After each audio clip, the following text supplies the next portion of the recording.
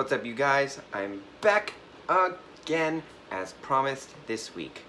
Now, as I said in last week's video, I was going to do a movie review, and I am sticking through with that promise. I'm going to go a little bit back to about mid-December when Star Wars The Last Jedi was released. I'm going to be talking and reviewing about that movie because it is such a big topic still, and there is a lot of mixed feelings about this movie, and a lot of people have loved it, a lot of people hated it, some people were kind of in the middle.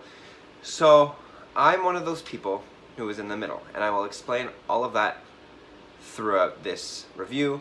Now, this is going to be a spoiler review, so if you have not seen it, go watch it, or you can just skip to the end of this video and yeah, just skip to the end of the video so that way you can hear my rating if that entices you to go and see the movie more or less.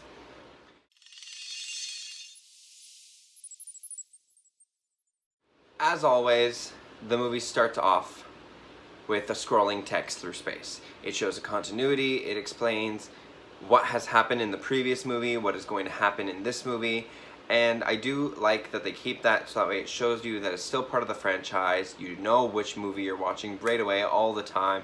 I mean, you should know when you buy the ticket, but if for some reason it's a surprise and you are like going in blind basically, so maybe you have a blindfold on and you have no idea where you're going. The immediate blast of music in outer space shows what movie you're seeing immediately, but that's okay.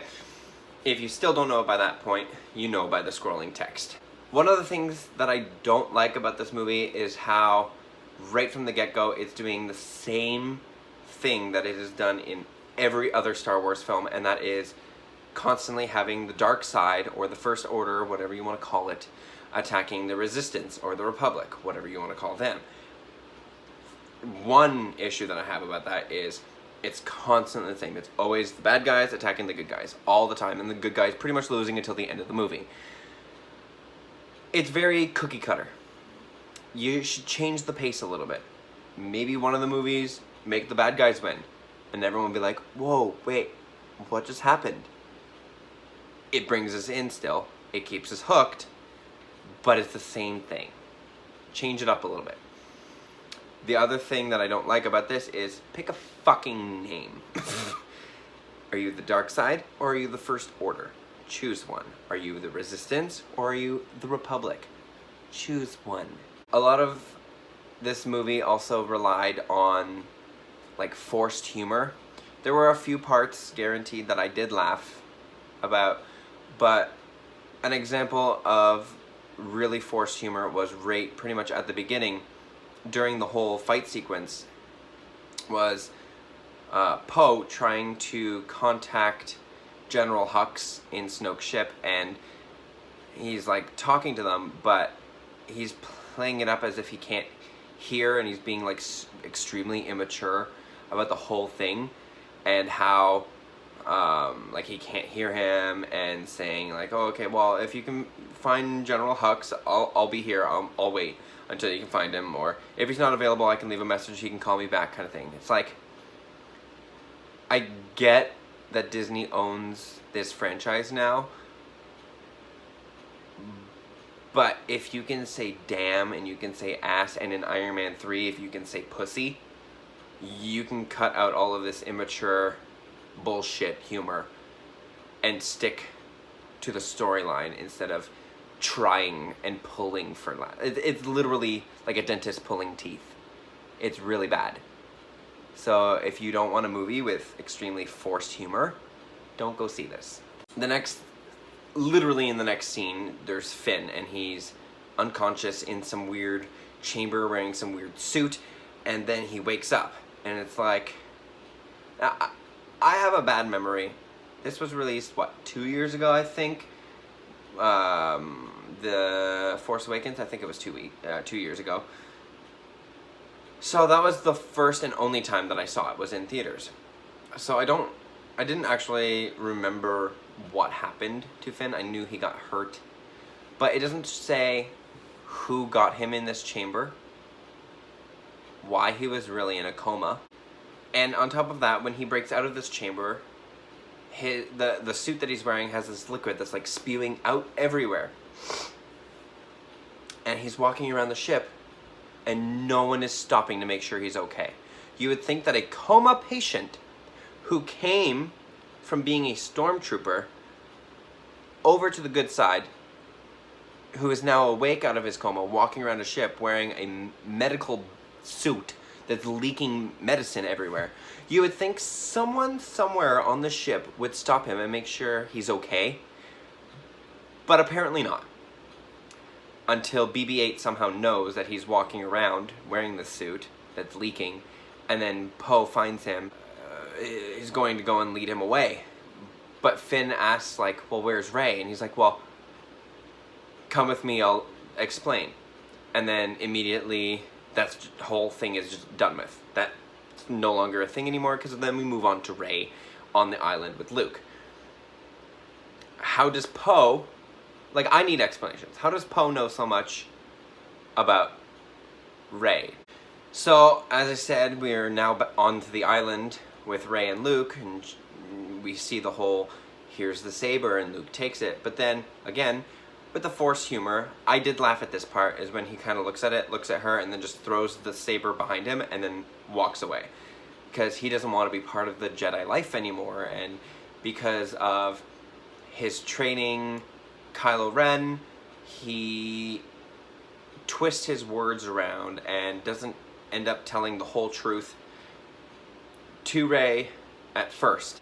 He basically says that he felt this dark presence within Kylo Ren, and he was attacked by Kylo Ren, and then Kylo Ren ended up taking a couple of his trainees, his Padawan people things, and killing everyone else and destroying the whole temple.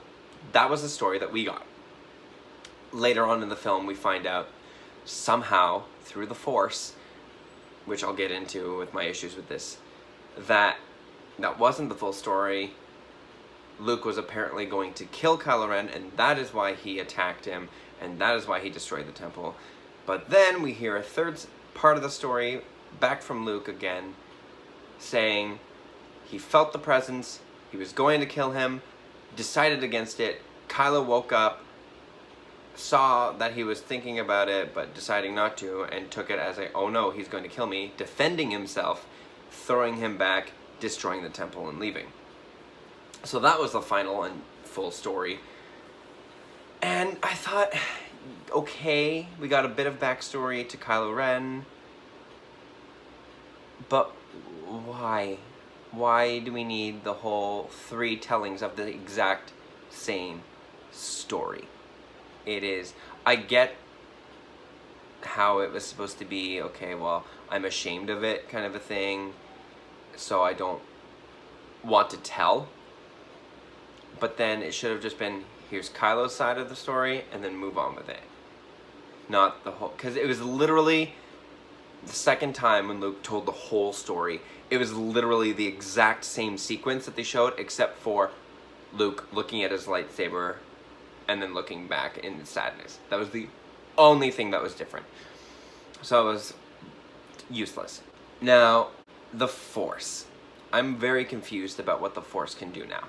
It used to be very simple. You used to have this energy around you. You were able to move things. You were able to access it. You can, you know, I think you were able to read people's minds, or at least the ones who were like super, super powerful could. You were able to see people who have died and have moved on, kind of thing. But never did I realize that you were able to kind of communicate with people who are all still living, no matter where they are. Because in this movie, apparently, Kylo and Rey are able to touch each other, talk to each other, see where each other are. And I guess that's a new thing, because I don't remember it being in any of the other films. So what exactly can the Force do, and who exactly has access to it? Because branching off of that, the First Order destroys the Republic ship. Leia gets sucked out of the ship. I was like, oh, okay, this is how she dies, because as far as I knew, she was dying in this film. It was a very, oh, okay, like shocking way for her to go, but I was okay with it. Until they zoomed in on her hand and her face, and her hand moving and her eyes opening while she's in space with no protection, and she has now access to the Force when I don't believe she ever had access to it before, ever. So then she magically pulls herself towards the ship that she was just blown out from, and then she's in a coma for half the film, and that's it. That is the extent of Leia's role in this film, basically, until she comes back later on. So the first time that we see Kylo is the first time we actually see Supreme Leader Snoke in person, rather than just a giant hologram. We did see him earlier in the film as a hologram, but this is the first time we're actually seeing him as a real entity. And basically, he kind of talks down to Kylo Ren the whole time, saying that he's disappointed in him and that he thought he had more to become and expected more from him, and he was just very let down, and that he compared him to his grandfather, Darth Vader, and saying that he was nothing like him and that he was only a child in a mask. Well, this upset Kylo Ren, and he went into an elevator and had his second temper tantrum of the series, where he takes his helmet and just starts smashing it against the elevator wall, breaking the glass that's in it, and smashing the helmet into pieces. So now he no longer has the Kylo Ren helmet. He is just Ben in a suit. So up until this point, the movie has pretty much been straightforward. It's been a few storylines, but it's, you know, it's merged very well. It's been easy to follow. It's like a little puzzle, just boop, boop, boop, boop, boop. Great. But that's where the straightforwardness stops, because now what I'm about to explain to you, I'm going to put it into the pretty much the exact order as it showed on the screen, to show you how kind of confusing it is and how very compact and rushed like the movie seemed to get. Because there were points in time where I was having difficulty following with it, because it was so over the map and trying to shove all this information at you all at once, and trying to get all these storylines created and solved within this one movie.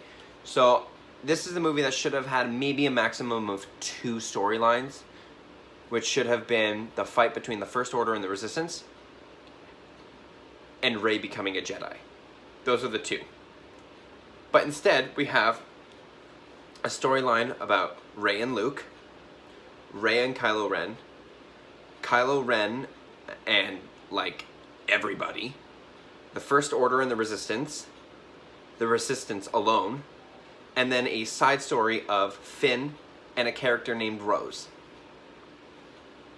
6 storylines in one movie that we now have to follow somehow. My question is, why does this movie have to cram so many storylines into it? I literally felt like I was watching Spider-Man 3 or The Amazing Spider-Man 2 all over again, with how many characters that they were throwing at you and how many storylines that they were throwing at you the entire time. Is it good to have a lot of characters? Sometimes. Sometimes. Is it good to have a lot of story? That depends. Storylines? No. Story in a couple storylines? Yes. Because you need plot. You need depth.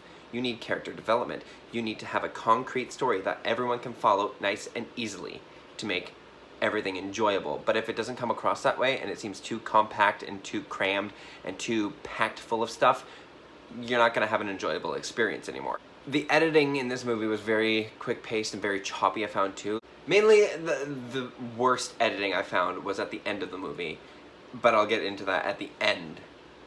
But it was just very like, okay, well, here's this scene, here's this scene, here's this scene, and back to this one, and then over here, oh, no, and then we're at the third scene again, back to the second, back to the third, back to the first. It's like,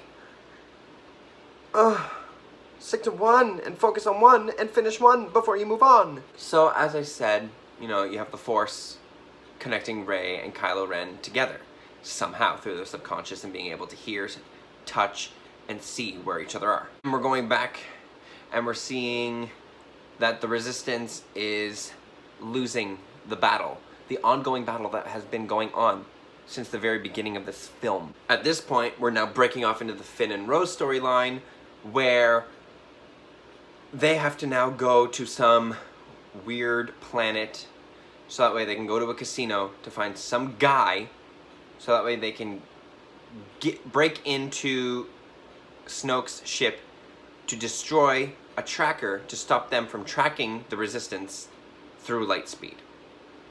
Stay with me. They get trapped.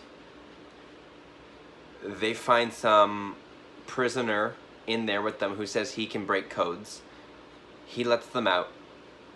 They find a bunch of kids who help them escape on these weird animal things, and we're back to the island. And this shows just the brief scene that's on the island is Luke finding Rey, Rey confronting him, finding out the last part of the story about the training and the temple exploding.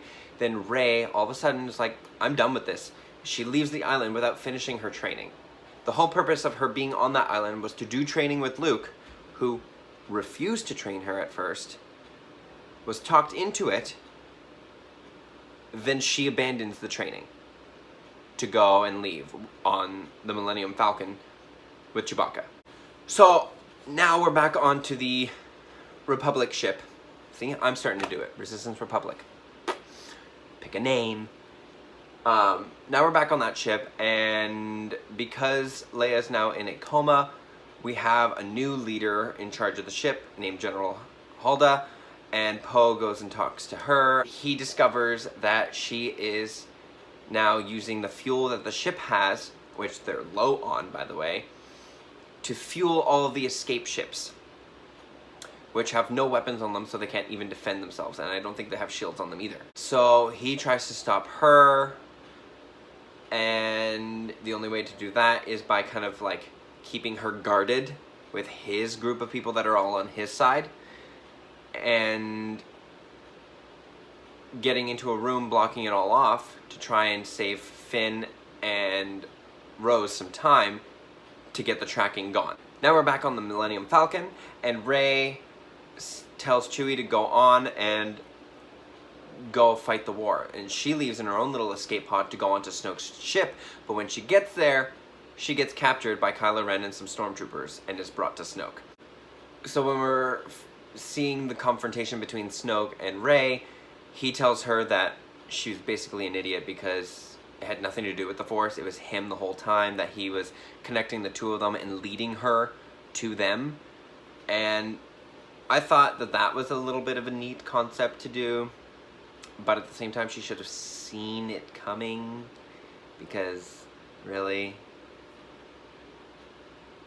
come on. After learning that, we're back to Poe, and we see him in the room trying to hold off Halda's attack and trying to, you know, buy time for Finn and Rose, but it kind of kept flipping back and forth between that and Finn and Rose's storyline, trying to like break into the ship. And when it gets back to Poe again, we see the door explode open, and in walks Leia, miraculously out of her coma, with a gun, and she shoots Poe, sending him unconscious. What? I'm sorry, if you just woke up from a coma, how are you walking around? That's not real. I get that this is in a galaxy far, far away. They probably have technology far more advanced, but I don't think it's advanced enough for her to get out of a coma and start walking around shooting the shit everywhere. Okay? Be more realistic. So now we're back on Snoke's ship, and Rey is starting to try and like yell at him and go to fight him and everything, but he sends her lightsaber around, and which smacks her in the face. Again, forced humor. And then he uses the Force to pick her up and like throw her against walls and everything. And it's like, bitch, you know you're going up against the supreme leader of the dark side. The supreme leader of the dark side. Get a brain. You are no match, especially considering you did not even finish your Jedi training. You are nowhere near any match for this guy. So then, seeing Rey get thrown around and everything, we then go to where Hux is, basically ordering people to shoot out the escaping fleet from the resistance ship. So after Poe got shot, they bring everyone on board to the escape ships to go to a nearby planet, which has an old Republic base that they use to fight. And I think it might be the same base that was in Rogue One. I could be mistaken, but I'm pretty sure it's the exact same one. So that's where they're headed, and the First Order is just basically taking out the ships one by one by one. And because they have no weapons, they can't fight back. Because they have no shield, they can't defend. So they're all just being blown up. And again with this, I got angry because the only ones in this film that were ever doing anything was either Rey, Poe, or Finn. Leia was completely useless in this film. Holdo was an idiot, and Luke was basically just a moving statue. Because he didn't leave the island, he didn't do anything, he refused to do things, and all he did was harp on Rey the entire time that she was on the island. So it's like, why bother having these people in it at all? But speaking of Luke, Snoke somehow knows exactly where he is, somehow through Rey, and connecting through her subconscious, or touching her, or I don't know. Actually, no, he never even touched her. Somehow using the Force, he knows exactly the location of where Luke is. And although, yes, Snoke is very powerful, he's also very stupid and very naive, because he ends up taking Rey, turning her around to face Kylo Ren, who's still awkwardly standing behind them, doing nothing, just staring, and making her face him and holding her in place, because then he orders Kylo Ren to take out his lightsaber and kill her.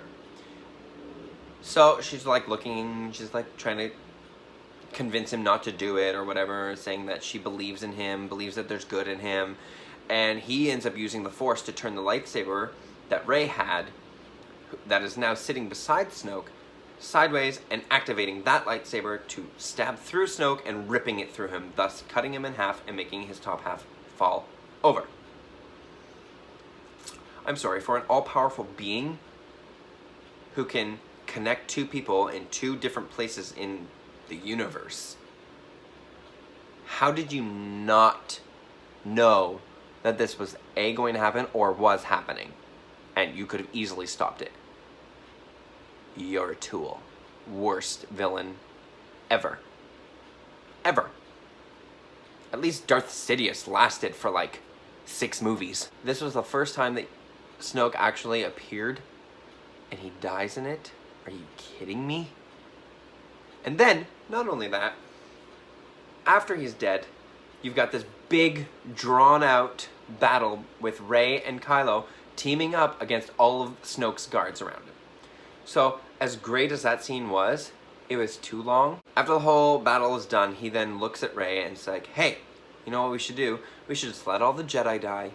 We should let the Resistance die. We should let the First Order die. And let's start our new thing. We'll call it the New Order. Take my hand, agree with me, and let's do it. And Rey's like, and she kind of has this face like, oh, kind of, I see where you're coming from.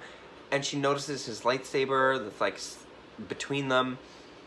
So she then uses the Force to try and grab it, but he's using the Force to stop her from grabbing it and trying to take it himself. So now here's where the bad editing comes in.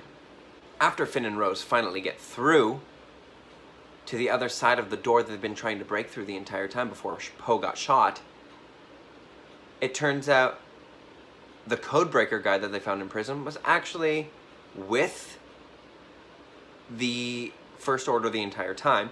So when they finally get through, you've got a bunch of stormtroopers, Captain Phasma, who's now making a reappearance, and General Hux there to arrest Finn and Rose.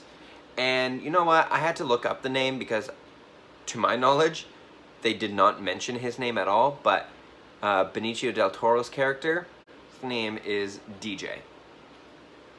Didn't know that until I literally had to look it up. So we found out he's been working with them. They get captured. You have Rey and Kylo who are using the Force to try and capture the lightsaber that's now floating in between them. Phasma, who has Finn and Rose captured, who is now sentencing them to death with 2 stormtroopers on either side with like laser axe things that they're ready to just slice their heads off. Hulda, who didn't escape with the rest of the Resistance. She stayed on board the Resistance lead ship to kind of be a decoy for the First Order. She's now slowly turning the ship around to face Snoke's ship that everyone is on board. So Rey's on board, Finn and Rose are on board. Everyone is there except for the Resistance who's flying away. So it's constantly going back between the Resistance, watching Hulda turn everything around, Hulda turning the ship around, Phasma counting down to Finn and Rose's assassination, Kylo and Rey who are using the Force to grab the fucking stupid lightsaber. And it's constantly going back and forth. It goes Rey, Hulda, Phasma, Resistance, Hulda, Resistance, Phasma, Rey. Finally, it stops on Hulda. She uses light speed, crashes through the whole ship, which explodes it.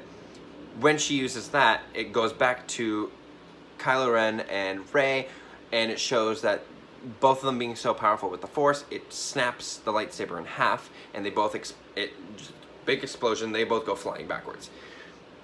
Then it goes to Finn and Rose, where an explosion happens, so they don't get assassinated, and now they're on the escape, and Phasma's trying to get them.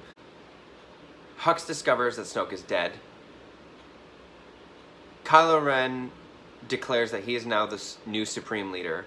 Rey's magically gone. She's nowhere to be seen at this point. We go back to Phasma, who's shooting up everything, and then Finn basically hits her over the head with like a stick or the thing that he was going to be assassinated with, and then the floor explodes underneath her and she falls down. But is she actually dead? Because I don't know. Yes, she fell into an exploding cloud of fire far way down, but is she really dead? Who really knows with these movies? Now we're on the planet that the Resistance was trying to get to. Finn is magically there. Rey is flying around somewhere in the Falcon because she comes to their rescue after they start a war. Finn is now going towards this cannon, about to sacrifice himself to fly into the cannon to stop it from breaking down their shelter, and Rose comes in with her ship and crashes into Finn to save him. And so Finn gets out of his ship, runs over to her, is like, why did you do that? And she's like, well, I was trying to save you. They kiss, and then she passes out. So is she dead? Probably not, because this is literally the exact same ending to Finn in The Force Awakens. Something happened, he passed out after saying a couple words, and he was fine the next film. Rose says a few words, kisses him, passes out. She's probably going to be fine in the next film. All of a sudden, Luke appears. After discovering that there is only one entrance and one exit to the base that they're in, Luke appears at the back of the base, being like, oh, hey, what's up, guys? I'm here. Kylo Ren orders the First Order to attack him and just shoot at him. He comes out of the attack with nothing, and he just goes, again, forced humor. So Kylo gets out, starts having a little lightsaber battle, but Luke keeps dodging it and whatever. He doesn't fight back ever. He just dodges, like Matrix stuff. Literally pulled a move from the Matrix where Kylo Ren like swung his lightsaber and Luke like bent fully backwards. Like, really? Copyright from another movie. The Resistance is escaping out the back because they must have assumed, oh, if Luke got in somehow, it must be at the back. So they find a collapsed mountain of rocks that was blocking an entrance, and then all of a sudden Rey comes in, somehow knowing exactly where they are, uses the Force to clear out everything. Finn gives her a hug. Poe goes up and is like, hi, I'm Poe, nice to meet you. Bitch, I thought you met the first film. Why are you just meeting now? And if you were just meeting now, how did you know so much about her when you were going to explain to Finn what the fuck happened to Rey? So with that lightsaber duel, yeah. Turns out Luke was just a hologram. He was still on the island the entire time. Kylo Ren gets pissed off about that, so he leaves. They fly away. Because, done. Yay. That's what happens. And we see Luke sitting on a rock watching a sunset, and he literally just vanishes, and all that's left is his goddamn stupid little Obi-Wan cloak that just flies away in the wind. So is he dead? Because assuming so, considering in the next scene we see Rey and Leia talking to each other, being like, "Oh, I felt his presence leave." What? And then finally, the final scene of the movie is back on the planet that Finn and Rose went to go and find the codebreaker at the casino. It shows kids playing with little like figurines, some alien fat thing that comes down yelling at them, and the one kid running away. And it shows him holding like a staff, staring out into the sky, seeing a shooting star or a ship or something fly by.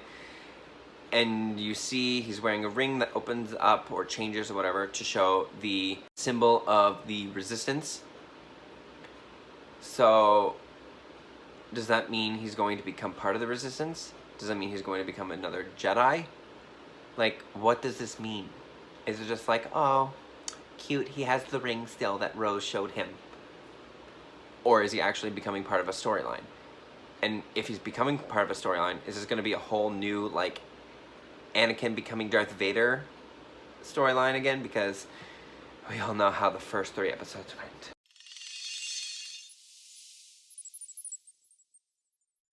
So now, to get out of the spoilers, here comes the part where I just give the brief review and the rating. While the fight scenes and the action is really well done, the storyline and the plot seem to suffer from what seem to be Michael Bay explosions. I was not going into this film expecting as many explosions or having too many storylines in it. I was expecting it to be... The Force Awakens was brilliant. Yeah, they kind of reused some stuff from like previous films, but it was a straightforward storyline. Whereas this one, they put too much into the story at once, and it suffered. And with the fact that they put in so much, they forgot to put in things as well. Like, character development was a big one. They didn't develop Chewie's character at all in this.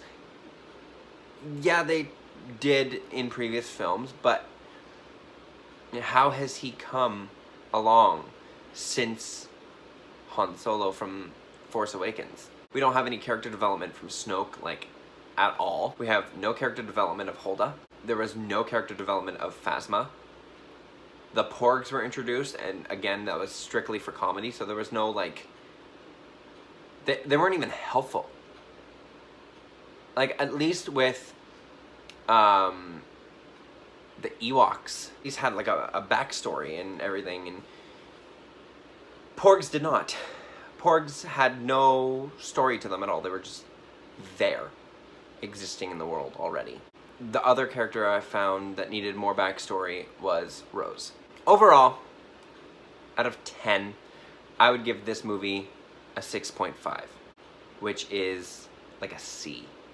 As I said, the graphics and the sequences of the fighting were great. They were very well done. Everything was well rehearsed, it showed. But the storytelling aspect was just too confusing.